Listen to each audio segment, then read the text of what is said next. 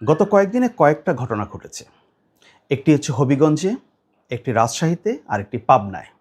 হবিগঞ্জে এনসিপির নেতাকর্মীদের উপর স্থানীয় বিএনপির লোকজন হামলা করেছে এমন একটা অভিযোগ পাওয়া যাচ্ছে। শুধু অভিযোগই না, কোনো কোনো ক্ষেত্রে ক্রেডিবল এভিডেন্সও আছে। যেমন দেখা যাচ্ছে মাইক্রোবাস থামিয়ে পেছনে লেখা হবিগঞ্জ জেলা ছাত্রদল এরকম একটা মেরুন টি শার্ট পরে ড্রাইভারকে মারধর করা হচ্ছে। এটা নিয়ে হবিগঞ্জে একটা উত্তপ্ত অবস্থা। এনসিপি এবং বিএনপির সমাবেশকে কেন্দ্র করে সেখানে একটা 144 ধারা জারি করা হয়েছে প্রশাসনের তরফ থেকে। কিন্তু ঘটনা যা ঘটার ঘটে গেছে গতকালকে। এটা নিয়ে বক্তব্য পাল্টা বক্তব্য চলছে। সেকেন্ড ঘটনাটি ঘটেছে এই তো একদিন আগেই রাজশাহী বিশ্ববিদ্যালয়ে। রাজশাহী বিশ্ববিদ্যালয়ের যে ছাত্র সংসদ রাকসুর জিএস সালাউদ্দিন আম্মার, তার কিছু কর্মকাণ্ড নিয়ে বেশ প্রশ্ন উঠেছে, সমালোচনা হচ্ছে।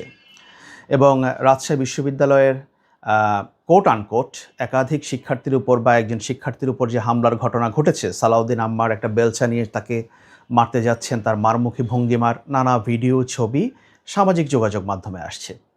বিষয়গুলো দেখতে একেবারেই কোনো ভালো ছবি না, কোনো সুখকর ছবি না। ঘটনার আড়ালে যাই থাক না কেন, ঘটনা যাই ঘটুক না কেন। থার্ড ঘটনাটা হচ্ছে পাবনায়। যেটা হচ্ছে একটা মসজিদে ইমামতি করাকে কেন্দ্র করে স্থানীয় এমপি বা মোমেন সাহেব, যিনি মতিউর রহমান নিজামীর ছেলে, সেই মোমেন সাহেব একটা মসজিদে ইমামতি করতে চেয়েছিলেন জুমার নামাজে। সেইটাকে কেন্দ্র করে স্থানীয় বিএনপি এবং জামায়াতে ইসলামের মধ্যে দ্বন্দ্ব চরম আকার লাভ করে এবং গত শুক্রবারে মসজিদের ভেতরেই হাতাহাতি হয়।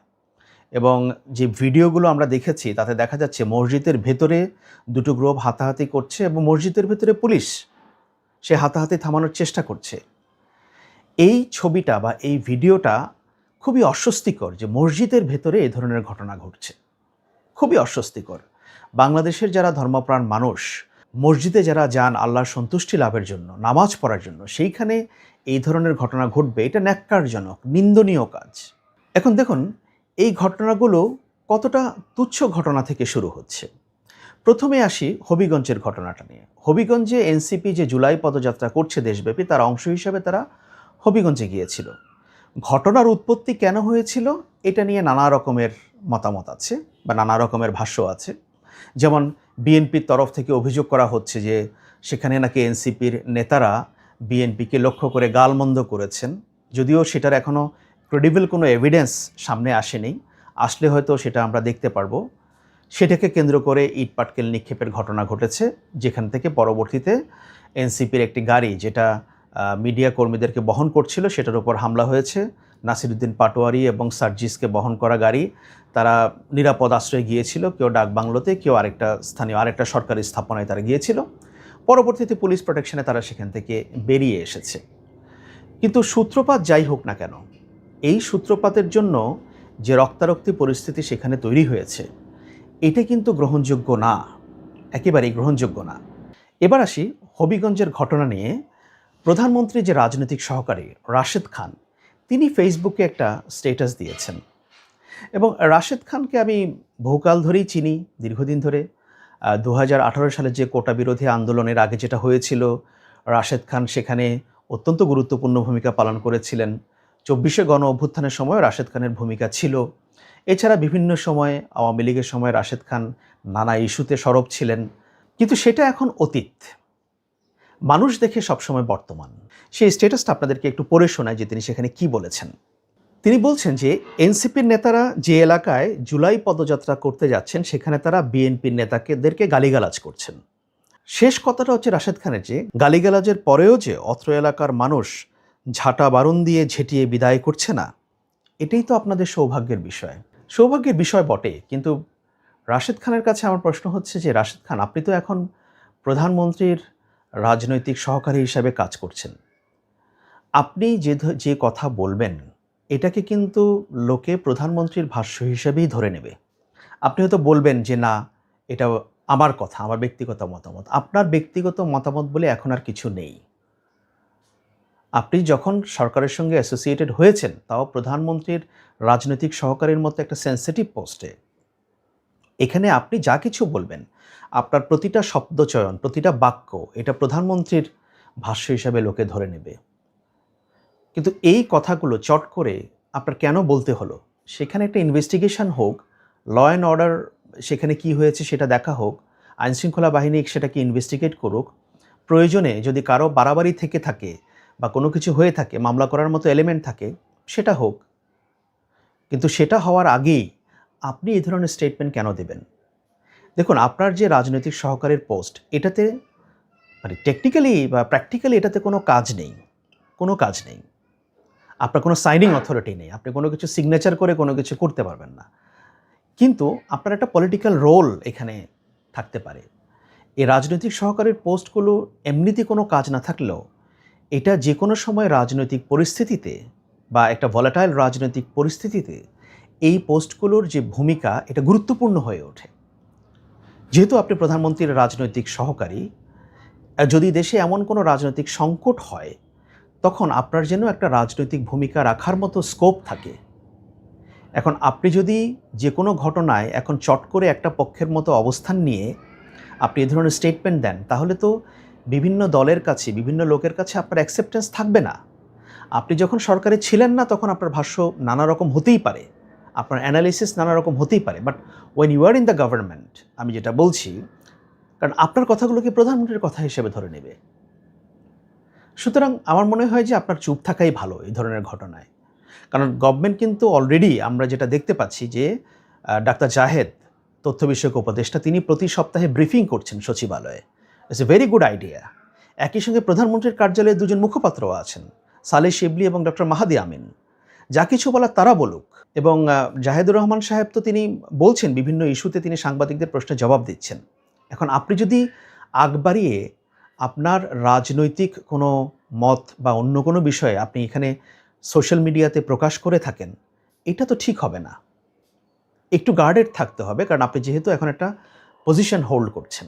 দ্বিতীয় পরিস্থিতি যেটা পাবনায় হয়েছে, মোমেন সাহেব স্থানীয় এমপি, তিনি গত শুক্রবারে অর্থাৎ লাস্ট শুক্রবারের আগের শুক্রবারে সেই মসজিদটিতে তিনি ইমামতি করতে যেতে চেয়েছিলেন, কিন্তু তখন সেখানে স্থানীয় বিএনপির সঙ্গে যারা সম্পৃক্ত মসজিদ কমিটির তো তারা অনেকে আছেন, তারা সেটাকে বাধা দিয়েছিলেন, যেটা পত্রপত্রিকার খবরে জানা যায়। পরবর্তীতে তিনি সেই শুক্রবারে আসেননি, কিন্তু এই যে লাস্ট যে শুক্রবার গেল, সেই শুক্রবারে তিনি সেখানে ইমামতি করতে গিয়েছিলেন। এখন আমার প্রশ্ন হচ্ছে যে আপনি একজন এমপি, আপনাকে কেন একটা মসজিদে গিয়ে ইমামতি করতে হবে? কোনো কারণ নেই তো, সেখানে তো ইমাম আছেন। তাহলে আপনি কেন একজন এমপি বা রাজনৈতিক ব্যক্তিত্ব হয়ে আপনাকে সেটা ইমামতি করার প্রয়োজন হলো কেন আপনার? আর দ্বিতীয় কথা হচ্ছে বিএনপি নেতাকর্মীদের ব্যাপারটা, যে কোনো রাজনৈতিক ব্যক্তিত্ব তার যদি ইসলামিক নলেজ থেকে থাকে বা তিনি যদি ইমামতি করতে পারেন, তো তাহলে তার সেখানে করতে অসুবিধাই বা কোথায়? তিনি হয়তো একটা জুমার নামাজে আসতেই চেয়েছিলেন। সো এখানে কি সমস্যা? আপনারাও বা কেন এতটা রেজিস্ট্যান্স তৈরি করতে গেলেন? আর জামায়াত ইসলামের যারা, আপনারাও কেন মনে করলেন যে না, ইমামতি করতেই হবে সেখানে? এটার কি কোনো লজিক্যাল কোনো কারণ আছে? নাকি ব্যাপারটা পুরোটাই রাজনৈতিক? আমার তো মনে হচ্ছে ব্যাপারটা পুরোটাই রাজনৈতিক। কারণ জামায়াত ইসলামের নেতা বা এমপি তিনি চেয়েছিলেন যে মসজিদে গিয়ে তিনি ইমামতি করবেন এবং তার একটা পজিটিভ ইমেজ তৈরি হবে। ঠিক আছে, আরও তার কর্মী সমর্থক বাড়বে, মানুষ বাহবা দিবে, সেটা একটা বিষয়। হয়তো মসজিদকে ইউজ করারও একটা টার্গেট থাকতে পারে। অন্যদিকে বিএনপি নেতাকর্মীরা যে ভাবছেন যে না, উনি যদি এটা করেন তাহলে তো ওনাদের জনপ্রিয়তা হয়তো বেড়ে যাবে বা তারা হয়তো আরও নিজেদের অবস্থানটা পোক্ত করবে, সো আমরা এটাকে হতে দেব না। দুটোই হতে পারে এবং দুটোর যে কোনোটাই হয়েছে আর কি, দুটোই হয়েছে। এবং এটা নিয়ে দেখেন যে কী ধরনের একটা পরিস্থিতি তৈরি হলো, স্থানীয় বিএনপি এবং জামায়াত ইসলামী মুখোমুখি। আর সালাউদ্দিন আম্মারের যে ঘটনাটা রাজশাহী বিশ্ববিদ্যালয়, এখানে কোনো দুটো গ্রুপ নেই। তিনি দুজনকে ছাত্রলীগের কর্মী হিসাবে বা ছাত্রলীগের সঙ্গে সম্পৃক্ত ছিল এইভাবে ব্র্যান্ডিং করে বা ট্যাগ করে কেউ কেউ বলছেন, মিডিয়াতে বলা হচ্ছে, তাদের উপর আক্রমণ করেছেন। এর পেছনে আরও কাহিনী আছে যে তারা একটা প্রেমের প্রস্তাবকে কেন্দ্র করে সালিশে বা একটা মধ্যস্থতায় বা সালিশে এসেছিলেন বিশ্ববিদ্যালয়ের প্রক্টরের অফিসে। সেখানে আগের দিন রাতে বাদানুবাদ হয়েছিল, পরের দিন আবার মিটিং হয়েছিল। এখন প্রশ্ন হচ্ছে, দেখুন সালাউদ্দিন আম্মারের যে প্রশ্নটা, গত 1 বছর ধরে বা তারও বেশি সময় ধরে আপনার ইমেজ খুব একটা ভালো যাচ্ছে না। বিশেষ করে আপনি রাজশাহী বিশ্ববিদ্যালয়ের জিএস হওয়ার পর থেকে আপনি দেখবেন যে আপনি মিডিয়াগুলো একটু সোশ্যাল মিডিয়া আপনি স্ক্যান করে দেখেন যে আপনাকে কিভাবে ব্র্যান্ডিং করা হচ্ছে। এবং আপনি যদি একটা পদে থেকে এভাবে মারমুখে আচরণ করেন, আপনাকে এভাবেই ব্র্যান্ড করা হবে, এটাই মিডিয়ার কাজ। আপনি কি করেছেন বা কি করেননি আপনার সেটা অন্য বিষয়, কিন্তু কি দেখা যাচ্ছে সেটা হচ্ছে মুখ্য বিষয়। আপনার হাতে বেলচা দেখা যাচ্ছে, আপনার আক্রমণাত্মক বক্তব্য দেখা যাচ্ছে, এগুলো মানুষ পছন্দ করছে না। কারো বিরুদ্ধে যদি ছাত্রলীগ করার বা গণহত্যায় বা যে কোনো হত্যাকাণ্ডে জড়িত থাকার বা কোনো অপরাধে জড়িত থাকার অভিযোগ থাকে, এটার জন্য প্রশাসন আছে, লিগ্যাল স্টেপস আছে। দেখুন, এই গণ অভ্যুত্থান যখন হয়েছিল, এই গণ অভ্যুত্থানে বহু আছে যারা ছাত্রলীগের রাজনীতির সঙ্গে সম্পৃক্ত ছিল না, তো তারা তো পরবর্তীতে এই গণ অভ্যুত্থানের সঙ্গে সম্পৃক্ত হয়েছে। এবং এই উদাহরণ তো আপনাদের সামনেই আছে। আপনাদের সংগঠনের লোকজনই তো একসময় ছাত্রলীগ করত, তারা পরবর্তীতে বেরিয়ে এসে আপনাদের সঙ্গে মিশেছে, এই গণ অভ্যুত্থানে পার্টিসিপেট করেছে। এই গণ অভ্যুত্থানের যারা নিজেদের নেতৃত্ব ক্লেইম করে, তাদের অনেকেই তো ছাত্রলীগ বা কেউ কেউ ছাত্রলীগের রাজনীতির সঙ্গে সম্পৃক্ত ছিল। তারা ছাত্রলীগের নেতাদেরকে ভাই ডাকত, তাদের সঙ্গে মিলেমিশে ঘুরে বেড়াতো, করেছে না? তো তাহলে আপনি একজনকে কেন ট্যাগ দিয়ে তাকে সেখানে বেলচা নিয়ে মারতে যেতে হবে? এটার ইমেজটা কি ক্রিয়েট করে? ইমেজটা ক্রিয়েট করে যে আপনি প্রচণ্ড উগ্র আচরণ করছেন, এবং এটা মিডিয়া বললে আপনি এটা থামাতে পারবেন না।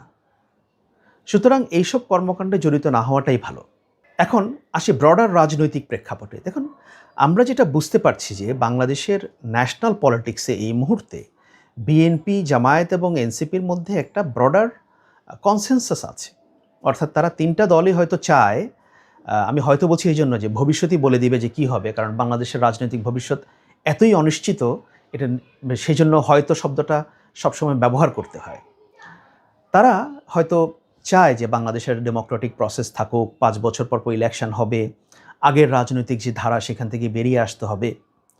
কিন্তু এই যে ছোট ছোট ঘটনাগুলো ঘটছে, যে ঘটনাগুলোর কথা আমি বললাম, এগুলো হয়তো অনেক বড় ঘটনা না। হবিগঞ্জের ঘটনা, হ্যাঁ, একটা ছেলের প্রায় চোখ হারাতে বসেছে, এটা অবশ্যই বড় ঘটনা।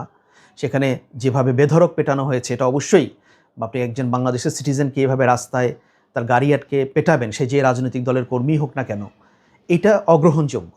এটাকে সাপোর্ট করার মতো বা এটাতে নিরপেক্ষ হওয়ার মতো এখানে কোনো কাজ ঘটে নাই। কিন্তু দেখুন, মিডিয়াতে যখন ঘটনাগুলো আসবে, মানুষ যখন প্রতিদিন এই ঘটনাগুলো পড়তে থাকবে, তখন বাংলাদেশের রাজনৈতিক পরিস্থিতি সম্পর্কে সাধারণ মানুষের কী ধরনের ধারণা তৈরি হবে?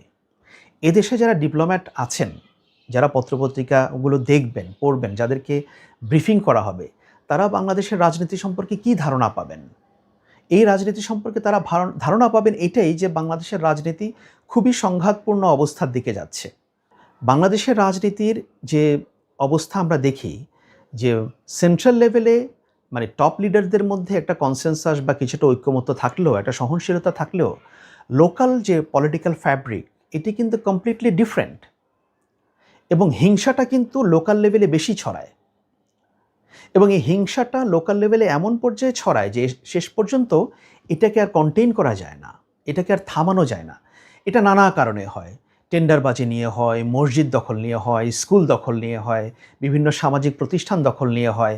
এখানে কে মাতবরি করবে বা কার আধিপত্য থাকবে, এখানে কি বিএনপি থাকবে আধিপত্য নাকি জামায়াত থাকে আধিপত্য, জামায়াতে যে 60-70টা আসন আছে সেখানে কি জামায়াতের এমপিরা সব কিছু করবে? বিএনপি তো এটা মানবে না। বিএনপি বলে জামায়াতের এমপি থাকুক, কিন্তু ক্ষমতায় তো আমরা। সো বিএনপি সেখানে আধিপত্য ঘটাতে চাইবে এবং চাচ্ছে। অন্যদিকে জামায়াতও ছাড়তে চাইবে না। জামায়াত বলবে যে হ্যাঁ, বিএনপি ক্ষমতায় থাকতে পারে, আমার এলাকায় এমপি তো আমি। সো তারাও সেটা করছে। এখন এই দ্বন্দ্বগুলো, এই সূক্ষ্ম দ্বন্দ্বগুলো ধীরে ধীরে রাজনৈতিক পরিস্থিতিকে ঘোলাটে করছে। এবং গভর্নমেন্টের যে পলিটিক্যাল লিডারশিপ, আমি মনে করি তাদের এই বিষয়টাতে ইমিডিয়েটলি নজর দেওয়ার দরকার আছে। মাঠ পর্যায়ে, জেলা পর্যায়ে, উপজেলা পর্যায়ে হিংসা যদি ছড়িয়ে পড়ে, ধীরে ধীরে এটা যদি পাইল্ড আপ হয়, এটা একসময় দেখবেন আপনারা আর কন্ট্রোল করতে পারবেন না। টপ পর্যায়ে যতই আন্ডারস্ট্যান্ডিং থাকুক না কেন, লোকাল পর্যায়ে এটা হলে পরে তখন এটা একটা স্পিল ওভার ইফেক্ট কেন্দ্রীয় নেতৃত্বের মধ্যেও পড়বে, তারাও হয়তো এটাকে মানতে পারবেন না। আবার অন্যদিকে এটাও ঠিক যে টপ পর্যায়ে লিডারশিপ তারা যদি তার গ্রাসরুটসে বলেন যে না, পলিটিক্যাল হারমোনি বজায় রাখতে হবে, কোনোভাবে এই ধরনের কাজ করা যাবে না, তাহলে সেটার প্রভাবও থাকবে। এখন আপনারা কোনটা চুজ করবেন সেটা আপনাদের বিষয়, কিন্তু ঘটনা ধীরে ধীরে জমছে এবং এই জমাটাকে মানুষ ভালোভাবে দেখছে না।